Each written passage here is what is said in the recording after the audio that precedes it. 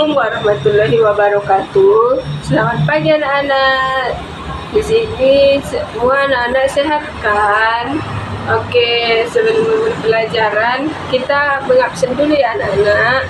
Yang ibu sebut namanya nanti bilang hadir ya.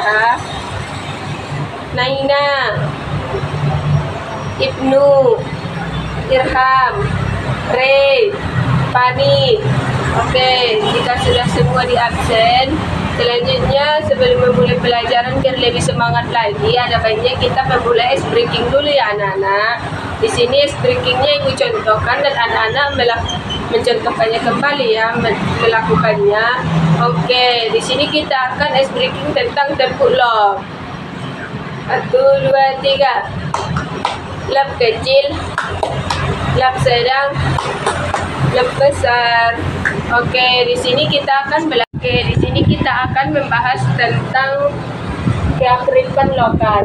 Kearifan lokal ini terbagi 8. Yang pertama itu berbasis tradisional, yang dimana warisan leluhur yang diwariskan secara turun temurun. Yang kedua itu berdasarkan pengalaman, yang dimana belajar langsung dari pengalaman atau fenomena cuaca. Yang ketiga itu ada dapat diadaptasikan, yang dimana menyesuaikan dengan perkembangan zaman tanpa kehilangan identitas. Yang keempat itu padu dengan praktik kesehatan, yang dimana digunakan dalam aktivitas warga sehari-hari dengan baik. Yang kelima itu bersifat dinamis, yang dimana bersifat dinamis ini mengidentifikasikan unsur budaya luar yang positif dan sopan. Yang keenam itu lazim digunakan, yang dimana lazim digunakan ini diterima dan dilakukan oleh masyarakat banyak di kehidupan. Yang ketujuh itu wujud nyata, yang dimana berbasis benda, rumah adat, naskah teks kuno, aristikes.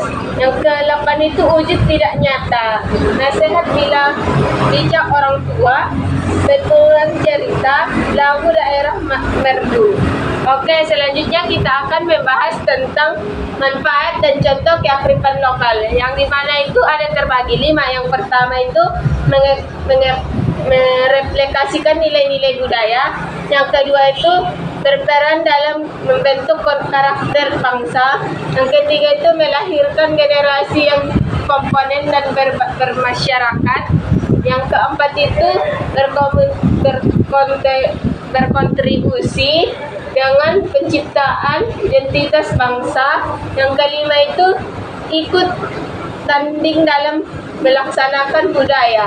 Oke, selanjutnya kita akan membahas tentang mengenal faktor dan manfaat keragaman budaya Indonesia. Di sini ada terbagi 5. Faktor penyebab keragaman budayanya itu ada terbagi 5. Yang pertama itu letak transformasi wilayah Indonesia.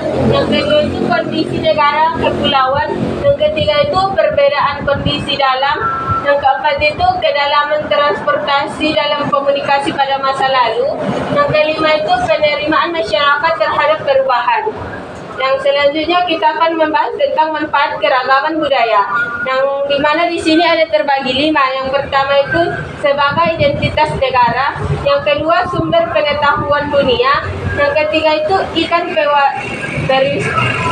pariwisata. Yang keempat itu persatuan bangsa. Yang kelima meningkatkan dan mendapatkan penghasilan nasional. Oke, selanjutnya kita akan membahas tentang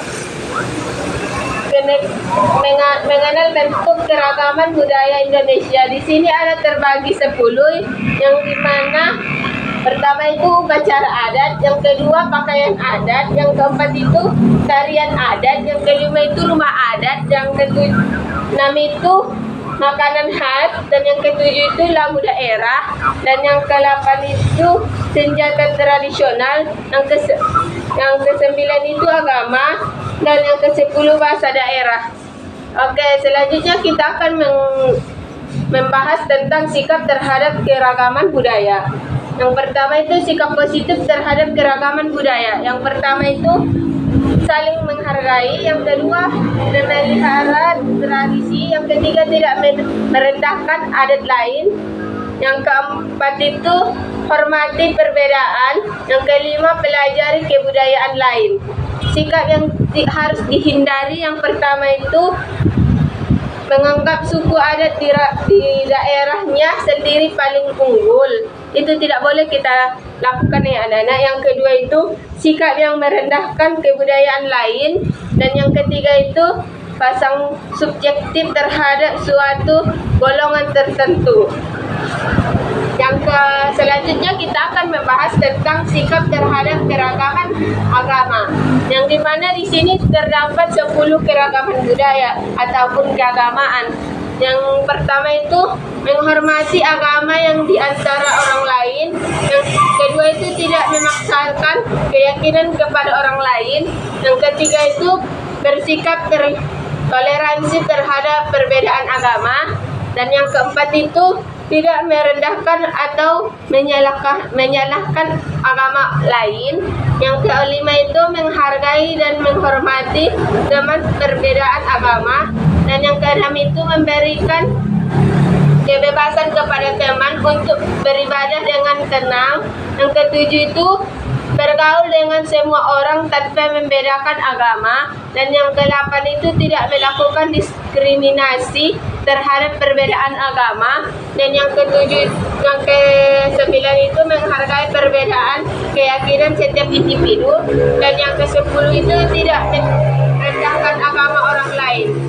Oke, yang selanjutnya kita akan membahas cara melaksanakan budaya. Yang dimana di sini terdapat 7 bagian. Yang pertama itu mengikuti kegiatan budaya secara langsung. Yang kedua itu mempelajari dan memahami pengetahuan tentang budaya. Yang ketiga itu menjadikan budaya sebagai identitas diri. Dan yang keempat itu mengembangkan dan mengenal karya seni dan budaya. Dan yang kelima itu memahami budaya sendiri dan dengan baik. Dan yang keenam itu tidak mudah terpengaruh oleh budaya asing. Yang ketujuh ataupun yang terakhir menumbuhkan rasa cinta dan bangga terhadap budaya sendiri. Mungkin semua anak-anak sudah paham yang Ibu jelaskan yang tadi. Pada siang hari ini kita mungkin waktunya pun sudah habis. Cukup sekian pada pelajaran hari ini. Di sini Ibu akan mengasih PR kepada anak-anak untuk membuat tentang pelajaran yang Ibu jelaskan tadi. Tapi dikumpulnya mungkin minggu depan. Cukup sekian pelajaran pada hari ini. Kurang dan lebihnya Ibu mohon maaf. Assalamualaikum warahmatullahi wabarakatuh.